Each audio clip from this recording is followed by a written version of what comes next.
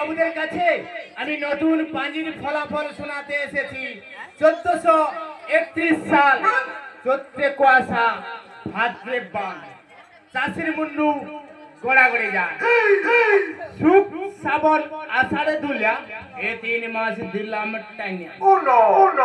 ভাদ্র আশ্বিন জানিবা না জানি, পৌষ মাসের 53 তারিখে একটা চাগড়া লাগালি, ধান্যচ্ছেদন, ধান্য রোপণ, নামকরণ ইত্যাদি ইত্যাদি আর কি।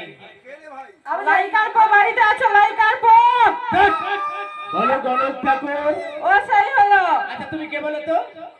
আমি সুজন সদাগরের মা কইতা। ও মাসি, অনেক দিন পরে আমার বাড়িতে। আসুন আসুন আসুন আসুন আসুন।